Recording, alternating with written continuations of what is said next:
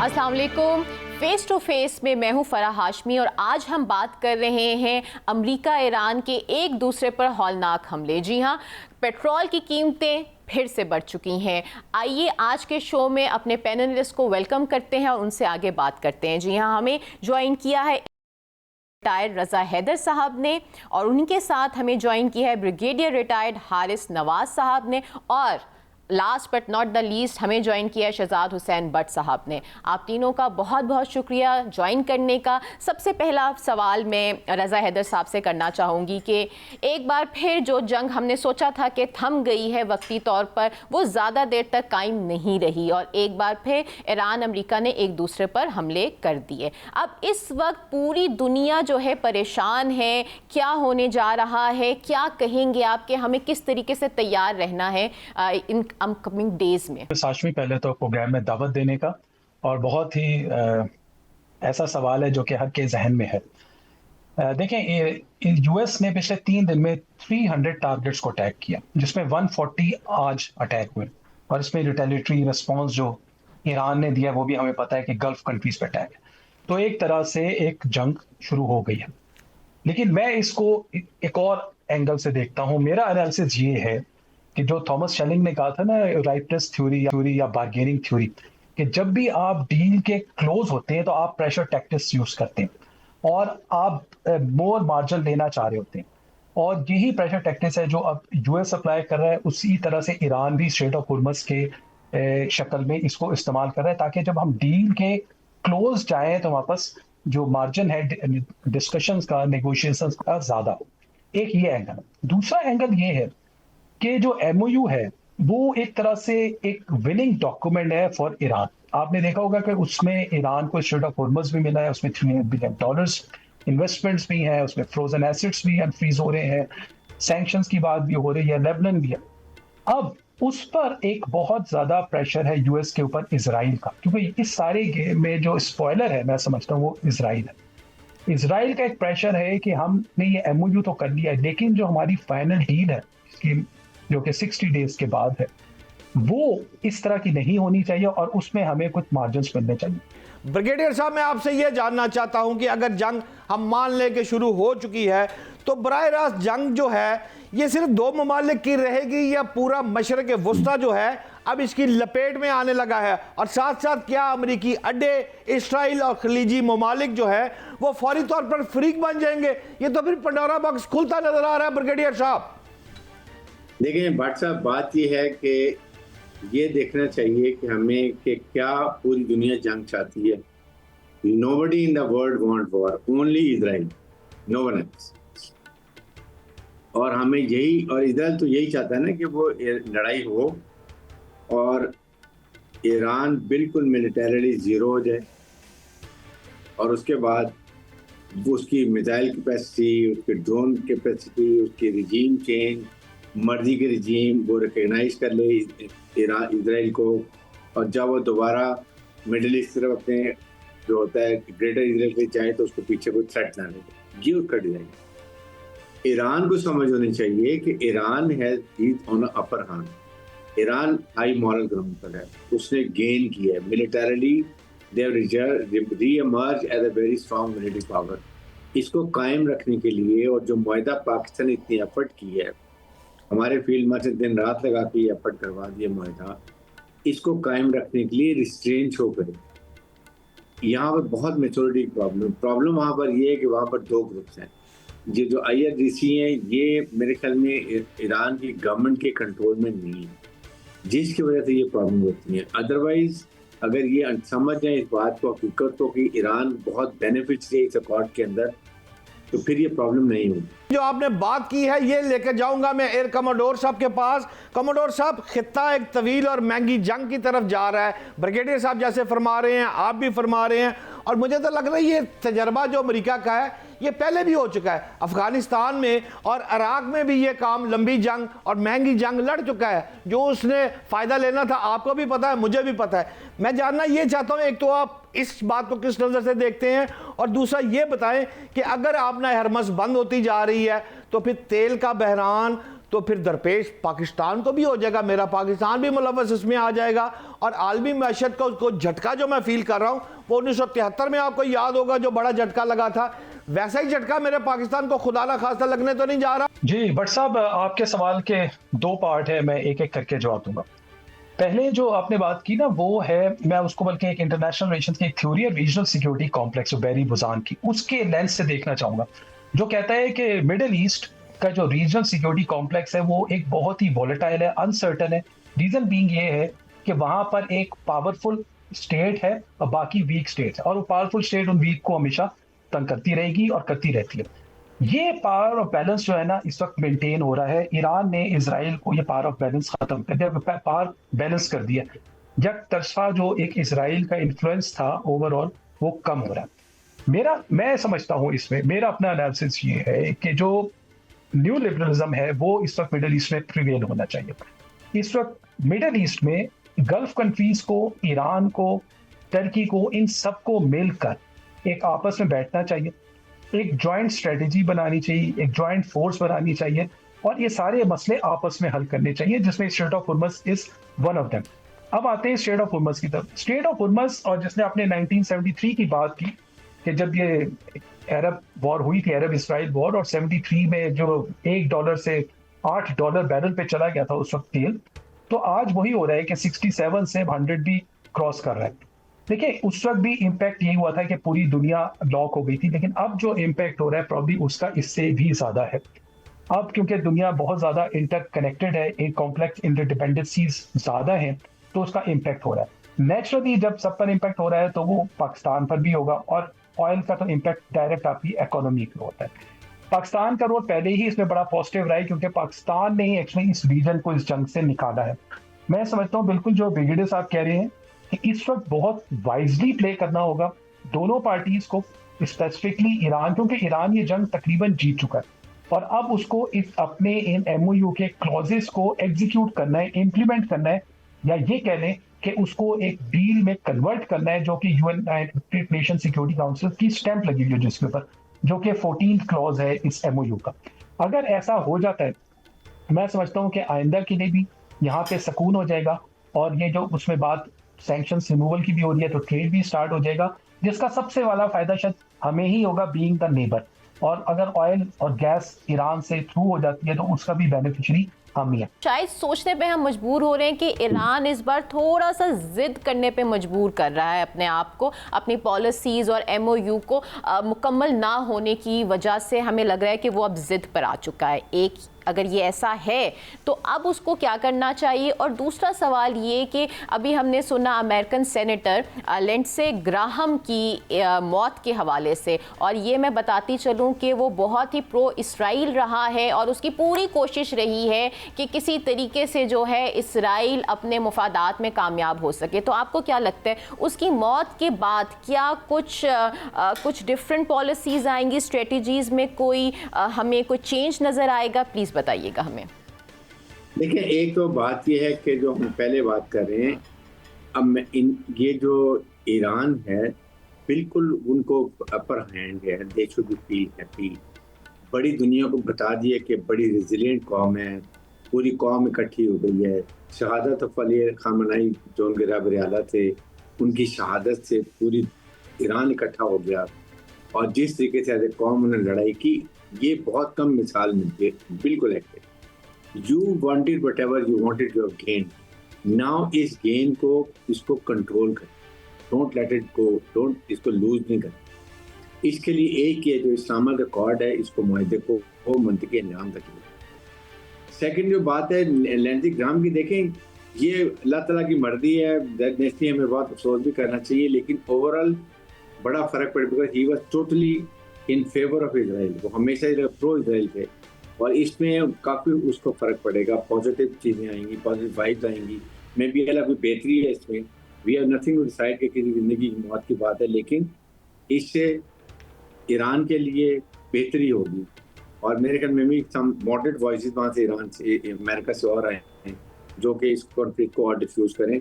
Nobody in the world I repeat want war. इतने economic crisis, इतने energy crisis catastrophic, इतने food security crisis, के बाद can you afford any war?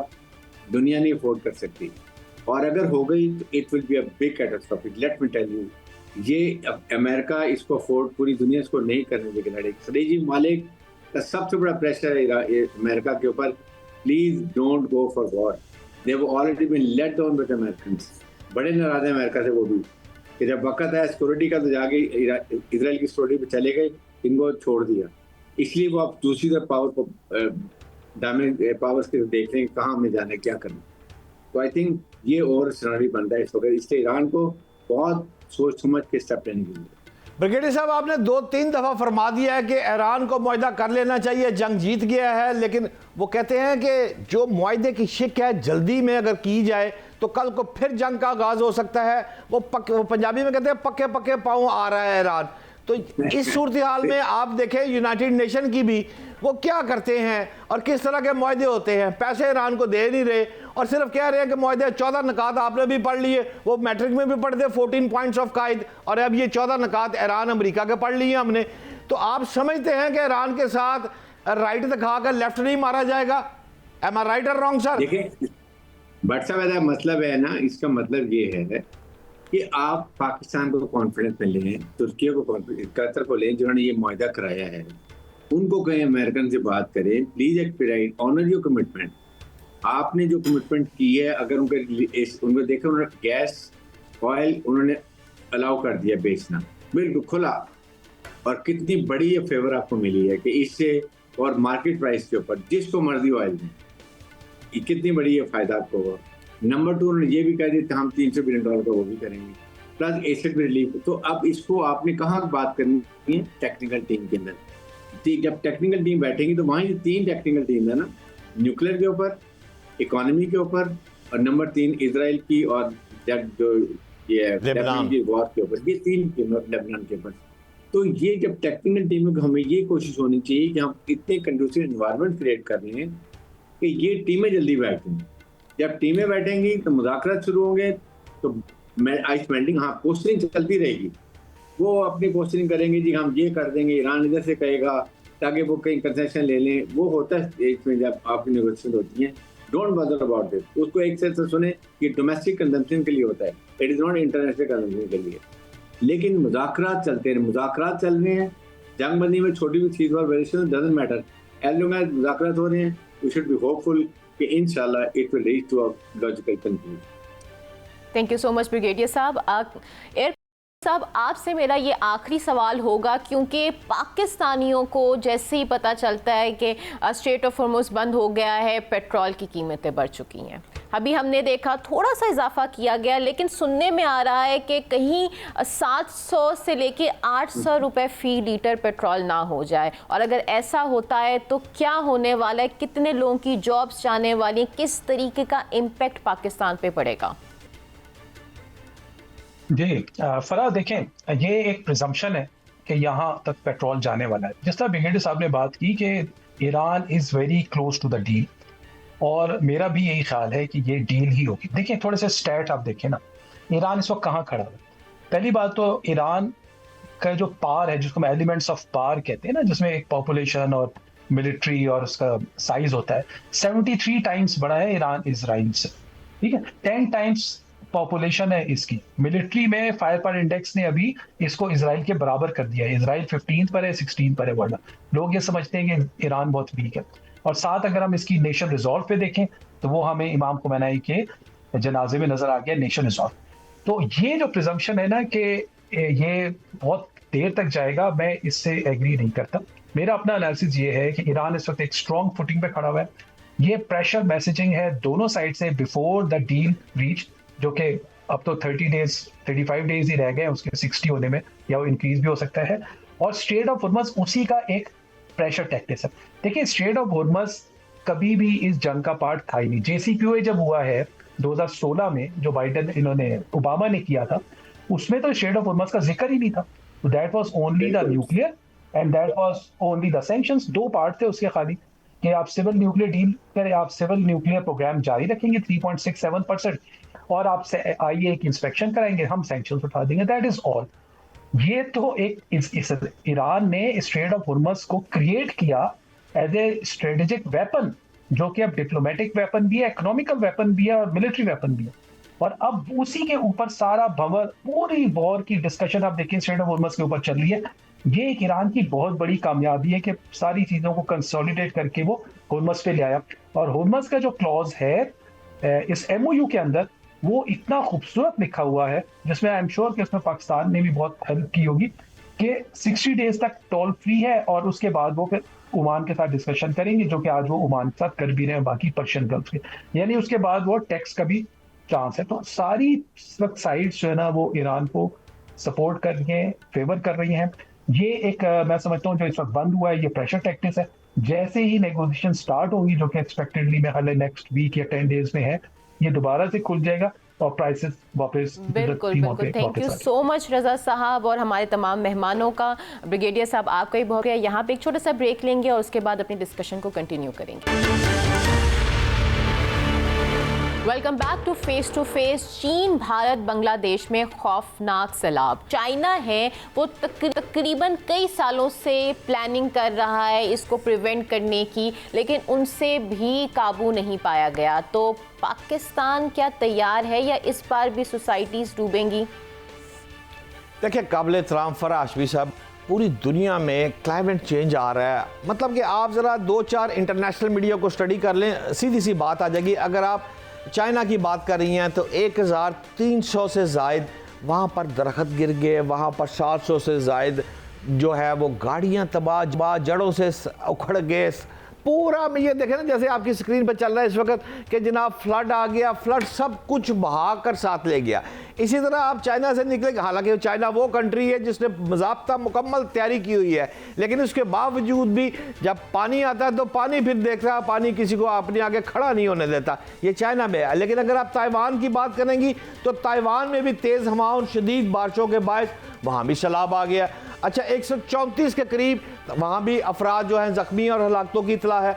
इसी तरह आप शंघाई में 1620 ट्रेनें और 684 परवाज़ें अब तक वहाँ की जो है वो मनसूख हो गई हैं और लाखों मुसाफिर वहाँ पर परेशान हैं। अब ये पूरी दुनिया में, इसी तरह भारत की भी मिसाल देता हूँ, भारत भी जो सुख से सांस नहीं ले रहा। भारत में जनाब पानी पानी पानी है। वो पानी हमारा बेवकूफ़ बंद करना चाहता है मोदी, लेकिन अपने डैमों में पानी क्या उसने जमा करना, उसके भी सैलाब से सारे ये दरख्त गाड़ियाँ शाड़ियाँ सब बह रही हैं। सवाल ये नहीं है, सवाल ये है कि पाकिस्तान की अगली बारी भी हो सकती है। जो क्लाइमेट चेंज, ये 2-3 रोज़ कवर एक क्लाइमेट चेंज की मरियम औरंगज़ेब साहिबा ने जो चंद जर्नलिस्टों को बुलाया था, ये खाकसार भी वन ऑफ दैम उसमें शामिल था, जिसमें मैंने थोड़ी सी इन्फॉर्मेशन इसलिए मेरे पास है, मैंने जो ब्रीफिंग नोट की है कि पंजाब जो है वो एनवायरनमेंट के सिलसिले में दिन रात काम कर रहा है। ये सच है, उनका ऑफिस भी देखा। मिसाल के तौर पर किसी एक जगह पर अगर आग लगी है पूरे पंजाब में, तो वहाँ पर एक जगह थी वो ब्लिंक कर रही थी। तो मैंने कहा मरियम औरंगज़ेब साहिबा ये 7-8 पॉइंट ब्लिंक कर रहे हैं, इसका क्या मतलब है? इस चार्ट में 15-20 चार्ट पूरे ग्राउंड में लगे थे, लड़कियां लड़के बैठ के उसको मॉनिटर कर रहे थे। तो वो कहती है इस वक्त शेखपुरा का फलाना मकाम है जहां पर आग लगी है, तो ब्लिंक यहां कर रहा है। अच्छा मैंने कहा यहां कैसे कर रहा है? उसने कहा नासा के साथ हमने कोऑर्डिनेशन किया हुआ है। अच्छा जब वो वहां पर आग लगती है, हीट पैदा होती है, वो जाती है ऊपर, वो ब्लिंक होना शुरू होता है। इस तरह बहुत सारी सिस्टम मैंने देखा। बात यह है कि लास्ट टाइम भी आप देखेंगी यहाँ पर दरिया रावी अलीम खान की सोसाइटी डूब गई, वो थीम सोसाइटी डूब गई, जनाब यादगार पाकिस्तान मीनारे पाकिस्तान। बट साहब जब डूबेगी तो ब्लिंक करेगा तो उसको रोकेंगे कैसे? असल बताएं कि क्या मंसूबे हैं रोकने के लिए? ब्लिंक तो हो जाएगा, पता तो चल जाएगा कि यहाँ ये सोसाइटी डूबने वाली, यहाँ ये मकान डूबने वाला है, लेकिन बचाएंगे कैसे? सवाल ये पैदा होता है। दुरुस्त, बिल्कुल दुरुस्त कह रही है। मैं ये बात, आपकी जो बात जहां से आपने शुरू की थी ना, ये सिलसिला इंतहाई खतरनाक सिलसिला है, इसमें कोई शक नहीं है कि ये खौफ की आमद है। लेकिन सवाल यह है जो आपने अभी बात पूछी है, बज़ाब्ता वहां पर 720 के करीब गाड़ियां, मोटरसाइकिल, अमला, ट्रेनिंग सारी दी है, यानी कि डूबते हुए लोगों को बचाएंगे, लेकिन पंजाब में हिट कर रहा है। यस, वो पूरे पंजाब में चीजें जा रही हैं। अच्छा आपके पास हेली की भी साथ है कि अगर खुदा ना खास्ता दरिया में कोई प्रॉब्लम आ रही है तो आप हेली के जरिए जा रही हैं, आप बोट्स के जरिए जा रही हैं। लेकिन इसके बावजूद मैं आपको सिर्फ 2 बातें करना चाहूँगा। एक बात तो ये, मैंने अपनी आंखों से एक चीज़ देखी है। लास्ट अलीम खान की सोसाइटी डूब गई, थीम डूब गया, जनाब दरिया रावी डूब गया, मीनारे पाकिस्तान। अच्छा जब मैंने देखा पानी तो एक साइड बिल्कुल हज़ारों एकड़ खाली थी, मेरे लिए बहुत बड़ी खबर थी क्यों? कि ये सारा पानी, ये सारी सोसाइटियाँ डूबी हुई हैं, ये क्यों जनाब पीछे है? वो पता चला गवर्नमेंट ऑफ पंजाब ने 3.5, वो टोटल जो है वो 128 किलोमीटर की वो रेंज बन रही है ना, 3.5 किलोमीटर की जनाब उन्होंने एक दीवार बना दी है। वॉल 1, वॉल 2, ये 2 दीवारें बनाई हैं। अच्छा, जिस जगह पर वो दीवार बनी हुई थी वो बिल्कुल हज़ारों एकड़ खाली थी, वो ठीक थी। अलीम खान की सोसाइटी के बाहर जो थी, वो बार बार नाम तो वैसे लेना नहीं चाहिए, मुनासिब नहीं है। सोसाइटीज जो डूबती हैं उनकी जो उनको परमिशन भी तो हुकूमत ही देती है ना बनाने का, तो फिर उसके लिए क्या किया जाए? या तो आप सोसाइटी को के सारे लाइसेंस कैंसिल कर दें। नहीं फरा, मतलब मैं माजरत चाहता हूँ, मैं बार बार नाम नहीं लेना चाहिए मुझे। मैं अर्ज ये कर रहा हूँ कि जो आबी गुजरगाहों में सोसाइटियाँ हुकूमत पंजाब की वजह से बनी हुई हैं, वहाँ जाता है पानी। ना बनाए आबी गुजरगाहों में, दरिया के विच वड़ते जाओगे और दरिया फिर अपना जब आएगा जोश में, वो अपना पानी आपसे ज़मीन वापस लेगा, वो आपसे कब्जा वापस लेगा, और उसने लिया। अब सवाल यह है, गवर्नमेंट वो साथ जो मैं आपसे अर्ज कर रहा था, 3.5 किलोमीटर की एक दीवार, 2 दीवारें बनाई हुई थी। ये पूरा इसको रिंग रोड नहीं जैसे है, ये दरिया के इर्द गिर्द अगर रिंग रोड बन गया, वो दीवार जो स्पेशल बन रही है, कंक्रीट की बड़ी दीवार बन रही है, उससे ये सोसाइटियाँ बच जाएंगी। अच्छा। लेकिन अभी तक 3.5 किलोमीटर की मैं देख कर आया था, उसके बाद बन रही है। लेकिन हुकूमत ने इसमें अरबों रुपए का प्रोजेक्ट है। वहाँ पर लास्ट महीना 1.5 महीना पहले मैंने सुना था मियां मोहम्मद नवाज शरीफ भी गए, उन्होंने कहा ये जो 4 दीवारी आप बना रहे हैं, इसके ऊपर जैसे अमेरिका लंदन में कहीं देखी उन्होंने गाड़ी चलती है, उन्होंने फिर और प्रोजेक्ट वसी कर दिया है कि ये राउंड के इर्द गिर्द ऊपर गाड़ी चलेगी, व्यू पार्क शार्क हो जाएगा। लेकिन सवाल यह है कि हुकूमत काम तो कर रही है। बिल्कुल, हुकूमत तो काम कर रही है बट साहब, लेकिन देखिए ना, अभी कुछ ही दिनों में बारिशों का आगाज हो चुका है पाकिस्तान में, और भारत में जिस तरह की तुगयानी और सैलाब आया है, तो मेरे ख्याल से 1-2 दिन के अंदर पाकिस्तान में भी दाखिल हो जाएगा। तो अब आप मुझे बताएं कि देखें, ऑफ कोर्स मैं मानती हूँ कि डेवलपमेंट में, प्लानिंग में टाइम लगता है, अभी हम क्या सोच रहे हैं, कितना नुकसान एक्सपेक्टेड है? नहीं, आप फरा बिल्कुल दुरुस्त फरमा रही हैं। आ नहीं रहा, आ चुका है। मैंने तो ये पहले दिन ही पिछले प्रोग्राम निकाल के देख ले, मैंने कहा मानसून शुरू हो गया है। पंजाब में जितनी बिल्डिंग्स हैं उनको मसुमारी के सिर्फ ऑर्डर आए हुए हैं, बेखुदा ना खासा गिर जाएंगी, मसुमार कर दो। नहीं किया था हाल, अभी तक वो एक्शन नहीं हुआ। सैलाब आ चुका है। हर बार कहते हैं बहुत सारे लीडर्स, चलो पंजाब की हुकूमत बहुत अच्छा काम कर रही है, अगर आप सिंध की देख लें तो वहाँ पे लीडर्स कहते हैं कि बारिश आता है तो पानी तो आएगा। तो नहीं फरा, ये पूरी दुनिया जो है ना क्लाइमेट चेंज हो रही है। जैसे मैंने आपको मिसाल दी है चाइना की, मैंने आपको ताइवान की दी है, मिसाल के तौर पर भारत की मिसाल ले ले, बांग्लादेश की मिसाल ले ले, श्रीलंका की मिसाल, आपने इर्द गिर्द भी देख ले ना, हर जगह से पानी आ रहा है। लेकिन सवाल यहाँ पर ये कुदरती आफत है, और 10 से 20 वर्ष जो है ना, वो दुनिया को बड़े खतरात का अब सामना है जो आने वाले दिनों में है। अगर इस पर मुसलसल, अब जो भारत है वो कहता है जी मैं कभी पानी छोड़ देता है, कभी पानी रोक देता है। अब बैठकर ये सारे मुआहदे जो है, ये MOUs जब तक साइन नहीं होंगे, ये मामला तय नहीं होंगे। तो बहुत मुश्किल है इंडिया के साथ न कोई MOU साइन होना। लेकिन आप ये चले, हम पंजाब को 1 मिनट के लिए साइड पे रखते हैं और बात करते हैं KP के। तो आपको पता है KP में बहुत सारे ऐसे ग्लेशियर्स हैं जो पिघल चुके हैं, और वहाँ पर क्या इंतजामात है, उसके हवाले से आप क्या कहेंगे कि वो कैसे इसको टैकल करेंगे सिचुएशन को? काबिल एहतराम फरा हाशमी साहब, देखें मौसम के साथ आप छेड़खानी ना करें। आप जब, मैंने आपसे जैसे अर्ज किया, आबी जगहों के अंदर जाके सोसाइटियाँ बनाएंगे, पूरे लाहौर में बनाएंगे, पूरे पंजाब में बनाएंगे, पानी को पीछे कर देंगे, पानी वापस आएगा। इसी तरह मैं अर्ज कर रहा हूँ, मौसमियाती तब्दीली में जब आप वेदर के साथ छेड़खानी करेंगे, अब ईरान में बारिशें शुरू हो गई हैं, अब वो देखें क्या है, अब जो वो ज़रात निकल रहे हैं, वो जो मिसाइल्स हैं, ये सारी चीज़ें हमारे ऊपर पड़नी है। जब तक पूरी दुनिया में अमन नहीं होगा, ये मिसाइल इसी तरह फरा चलते रहेंगे। अच्छा बट साहब, ये बताएं कि देखें, अब आप हमने देखा कि ग्लोबल वार्मिंग सिर्फ और सिर्फ एशिया को ही टारगेट नहीं करी, यूरोप में देखें कितनी खौफनाक इस बार गर्मी पड़ी है। लेकिन मेरा सवाल ये है कि यहाँ पर जो हमारी आवाम है, जो हमें देख रहे हैं, उनको आप क्या कहेंगे, कैसे प्रिवेंशन इख्तियार करें, वो किस तरीके से अपनी, देखें बहुत सारी जगह हमने देखा है कि जैसे ही बरसात का मौसम शुरू होता है लोग चले जाते हैं टूरिज़्म करने, और उस तरह से जो हादसा तो सबके सामने है। तो क्या कहेंगे आप? देखिए फरा, जो चाइना का मॉडल था ना, डिज़ास्टर मैनेजमेंट का मॉडल, वो दुनिया का A+ मॉडल था। उत्थे जनाब तूफान आ गया, उत्थे पानी आ गया, नहीं रुक रहा ना। इसी तरह आप जो मिसाल दे रही हैं, यूरोप की मिसाल दे रही हैं कि गर्मी से जनाब चीज़ें पिघल रही हैं, वहाँ पर एयर कंडीशन, मैं लंदन गया, आप भी गई होंगी, को हमें कहाँ देखे, पूरी दुनिया में एयर कंडीशन कहाँ थी, वो पक्के शक्के कितने सी, ठीक है। अब चाइना में तस्वीरों में देखते थे वो हाथ वाले पंखे होते थे फनी के तौर पर, लेकिन अब पूरे यूरोप में आप देखें ना क्या है, एयर कंडीशन लग रहे हैं, पंखे लग रहे हैं। बात सिर्फ ये है कि इस पूरी दुनिया में जो सिस्टम चेंज हो रहा है, इसमें पाकिस्तान में पहली बात तो ये है कि आपको आबी जगहों के अंदर सोसाइटियाँ पंजाब हुकूमत को रोकनी चाहिए, नंबर 1 तो बात ये है। दूसरी बात, जो क्लाइमेट चेंज जैसे पंजाब कर रहा है, मैं इस पर पंजाब को शाबाश दूंगा, दीगर सूबों को भी करना चाहिए, जो मरियम औरंगजेब कर रही है, जिस तरह उसने एक तंजीम बनाई, जिसने सोसाइटी बनाई, जिसने उसने बाज़ाब्ता बंदों को हायर करके आगे वो एक पूरा सिस्टम, मैं आपको किसी दिन लेके जाऊंगा, सिस्टम दिखाऊंगा, मेरे पास इसको फुटी नहीं, वरना मैं फुटी चला देता। इसी तरह सिंध में, KPK में, बलोचिस्तान में भी डिज़ास्टर मैनेजमेंट के बाज़ाब्ता जो का चीज़ें हैं, ये नहीं कि हम कर नहीं रहे, तीनों सूबों भी कर रहे हैं, लेकिन उनको मज़ीद ऊपर लेके आना है। अगर मज़ीद आने वाले दिनों में हमने सैलाब से, आबी आफ़तों से बचना है, तो फिर हमें एक हंगामी हुकूमत को, शहबाज शरीफ साहब को ये डिक्लेयर करना पड़ेगा। बहुत शुक्रिया। और अब हमें ब्रेक लेंगे। ब्रेक में जाने से पहले ही कहूँगी कि स्टे अलर्ट और अपनी तरफ से कोशिश करें कि ऐसे मौसम में बाहर कम निकलें और प्रिवेंशन इख्तियार करें। और आपसे मुलाकात होगी छोटे से ब्रेक के बाद।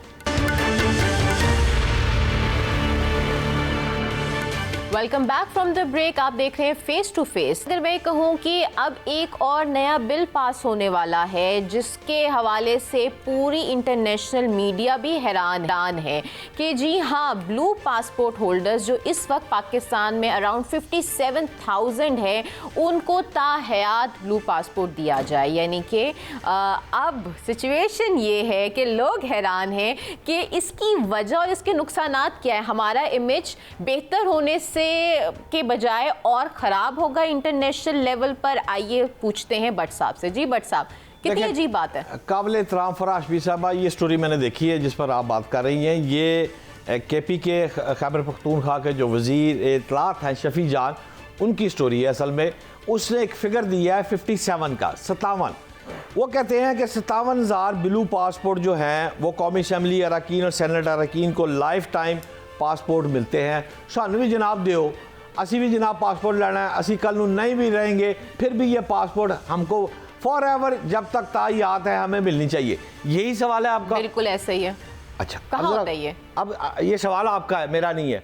अब गौर करें ये बात आई क्यों, मेंटेलिटी क्या है, ये सोचे फराह हाशमी साहबा इस कौम के सियासतदानों की, जो मैं रोज आपको कहता हूं कि सियासतदान, और आप हमायत करती हैं सियासतदानों की, आप ब्यूरोक्रेसी के पीछे पड़ जाती हैं। ये मेंटेलिटी चेक करें। मैं अल्लाह की कसम खा के कहता हूं, लंदन में एक मेरे प्राइम मिनिस्टर साहब सफ़र कर रहे थे, जब मैं ट्रेन के अंदर घुसा, वो भी अखबार पढ़ रहे थे, मैं भी बैठ के पढ़ना शुरू हो गया मेरे साथ। और इसके विटनेस दे देता हूँ, गौहर भट्ट साहब एक जर्नलिस्ट है और शफीक अवान साहब एक जर्नलिस्ट है, वो भी मेरे साथ थे। लेकिन सवाल ये है कि बाहर निकले और आगे गए, बेनज़ीर मोहतरमा, मैं ऑल पार्टीज कॉन्फ्रेंस के दौर की बात कर रहा हूँ, लंदन में हुई थी। बेनज़ीर भुट्टो साहिबा, रहमान मलिक साहब वो वहाँ खड़े थे, हमने भी सलाम किया, जानते थे।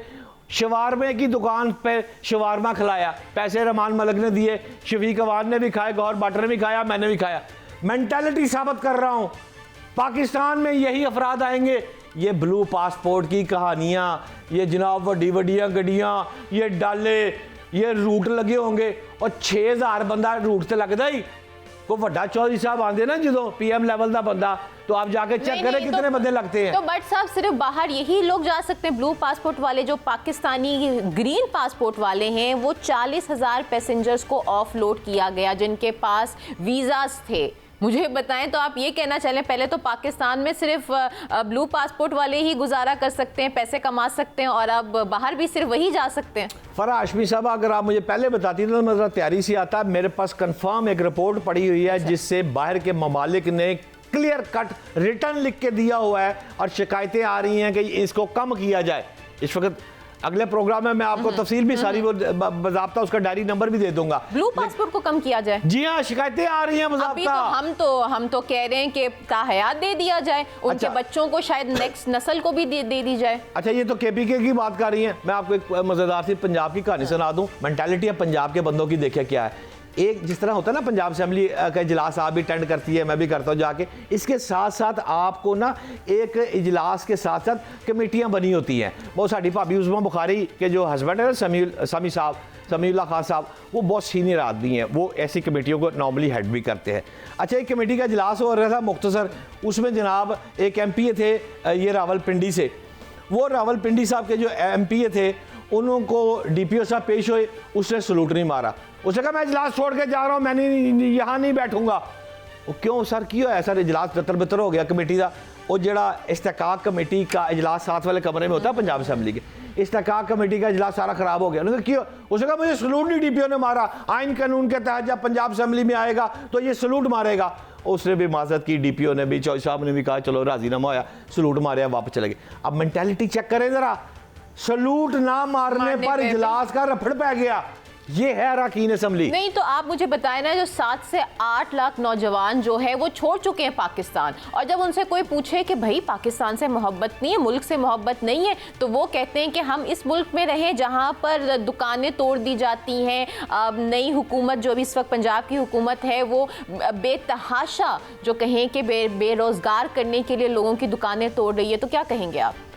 क्या कैसे आप उन नौजवानों को रोकेंगे पाकिस्तान? फरा, आप जो कह रही हैं ना, ये हर साल का फिगर है। 5 से 10 डॉक्टरों का फिगर भी जो आप फरमा रही है ना, 2 करोड़ रुपए तक लगते हैं एक डॉक्टर को डॉक्टर बुलाने में। वो जनाब जाके सऊदी अरब नौकरी कर रहे हैं। 45,000 की नौकरी करे पाकिस्तान में। अच्छा, बिल्कुल ठीक है। जब आप इतने पैसे लगाकर बनाते हैं डॉक्टर, उसके बाद मैं फिर वही बात कर रहा हूँ ना, सिस्टम नहीं है, सिस्टम बन रहा है। मैं ये नहीं कह रहा कि हुकूमत सुती हुई है, पंजाब हुकूमत नहीं, लेकिन जिस तेजी से, जिस हंगामी हालत में जो डिजास्टर मैनेजमेंट का होता है सिस्टम, अन्य बात हो सुर्ख फीते की नज़र ये ब्यूरोक्रेसी ने रोकी हुई चीज़। एक और मिसाल दें आपको, लो एक और सुन लो। पंजाब असेंबली का इजलास के साथ वाले कमरे में जनाब हुकूमती अरकान बैठे हुए थे, तो एक एमपी मुस्लिम, ये मैं पहले भी बात आपको मुस्लिम लीग नून के बिलाल यामीन साहब जो रावलपिंडी से हैं, अच्छा। बिलाल यामीन की भी बात, वो भी मुस्लिम लीग नून का है। एक और मुस्लिम लीग नून का बंदा है अमजद अली जवेद, उसकी भी कहानी सुन ले। वो साहब फरमाते हैं कि जनाब हमारे तो इलाके में आए रोज उखाड़ पिछाड़ हो जाती है, 4 करोड़ रुपए की सड़क बनती है, खंबे लगते हैं, दूसरा सरकारी अफसर आता है, वो उसको उखाड़ के पीछे बैठ जाता, पीछे धकेल देता है। जनाब ये जुल्म और ज्यादती हो रही है मेरे हल्के में, ब्यूरोक्रेसी तावन नहीं करती, मैं इजलास से बाइकआउट कर रहा हूँ। वो भी जनाब, ओ जनाब बैठ जाओ, जनाब माफ़ कर दियो सर, बैठ जाओ। अब ये देखें, ये जो सिस्टम है ना ये ब्यूरोक्रेसी का, ये मैं मरियम नवाज साहिबा से दरख्वास्त करूँगा कि खुदारा अरकान असेंबली जो मुस्लिम लीग नून की है, ये जितने भी है, आप सबकी बड़ी है। आप कहती है मैं माँ हूँ, आप पंजाब असेंबली में अरकान की भी माँ हैं। आप इनको मिले, कुछ ब्यूरोक्रेसी के कुछ लेफ्ट राइट में जो आपके बंदे हैं वो आपको इनसे दूर कर रहे हैं। इनके जो मिसालें हैं, जैसे वो कह रहा है कि अमजद अली जवेद कह रहा है कि जनाब जितनी सड़कें बनती हैं नया ब्यूरोक्रेसी आके तोड़ देती है। पूछे ना क्यों कह रहा है, वो मुझे नहीं कह रहा, वो इजलास में कह रहा है। वो जनाब आपके government committee, Punjab assembly local government committee के इजलास में ये बात कर रहा है ना, क्यों कर रहा है? पूछे कहाँ से सड़क उखड़ी है, इंक्वायरी पुटअप करे। ये सारी बातें जब तक मेंटालिटी नहीं है। तो आप मान रहे हैं ना कि इस वक्त जो मरियम नवाज शरीफ के लिए थोड़ा सा कहीं ना कहीं लोग अब कंफ्यूज हो रहे हैं। वो इनिशिएटिव तो कर रही हैं, लेकिन कहीं ना कहीं लोग उन पे ये भी इल्ज़ाम लगा रहे हैं कि भाई हमारी दुकानें तोड़ रही हैं, हमारा रोजगार खत्म हो रहा है उस वजह से। वो कनेक्शन मिस नहीं हो रहा कहीं ना कहीं? मैं बिल्कुल आपकी बात मानता हूँ। सवाल ये है, फिर वही बात आ वाली, सुर्ख फीते की नज़र, ब्यूरोक्रेसी, लेफ्ट राइट दे बंदे जो कह देंगे मिनोवन, उसको तस्लीम कर लिया जाएगा। बड़ी जो स्क्रीन होएगी उसके ऊपर पेंसिल के साथ वो जनाब डीसी और कमिश्नर, चीफ सेक्रेटरी लेवल के बंदे ये इंस्ट्रक्शन जारी करते हैं।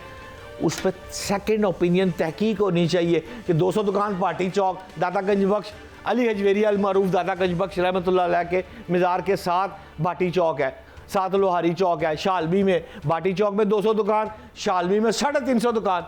नीला गुंबद में, अच्छा नीला गुंबद में बेहतरी हुई है, दुकानें तोड़ के वो दुकानें बना के दे रहे हैं। अच्छा, एक दो जगह इन्होंने तोड़ी है, बर्ड मार्केट भी तोड़ी है, बेहतरीन बना के उनको वापस की जा रही है। लेकिन सवाल ये है उस कि इस ड्यूरेशन तरह में क्या होगा? देखें बात यहाँ पर, ये लोग जो दिन का 500-600 रुपए की दिहाड़ी लगाते हैं, तो जितना टाइम, फॉर एग्जांपल बहुत वीआईपी किस्म के वो दुकान बना के देगी हुकूमत, बिल्कुल आई एग्री, मुझे पूरा यकीन है, लेकिन ड्यूरिंग दैट पीरियड उन खानदानों का क्या होगा? फिर नफरतें तो पैदा होंगी ना।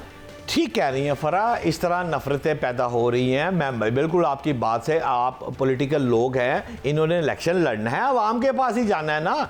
ये फार्म 47 या 45 की कहानियां तो नहीं है ज़िंदगी में, चलते हर वक्त इल्ज़ाम ही लगते रहेंगे, जाना आवाम के पास ही है। लेकिन सवाल ये है, मेरी दरख्वास्त ये है कि ये जितनी दुकानें तोड़ी जा रही हैं और हज़ारों सैकड़ों की तादाद में तोड़ी जा रही है, वो खुदा रहा इनको सेकंड एक दफ़ा चेक तो कर लें।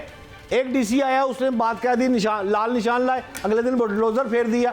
ये मुनासिब बात नहीं है। देखिए हम सिर्फ यहाँ पे तनकीद नहीं करें, लेकिन मेरा सिंपल सा सवाल ये कि अगर आप दुकानें तोड़ रहे हैं तो टेम्पररी उनको कुछ ना कुछ करके दें ऑल्टरनेटिव।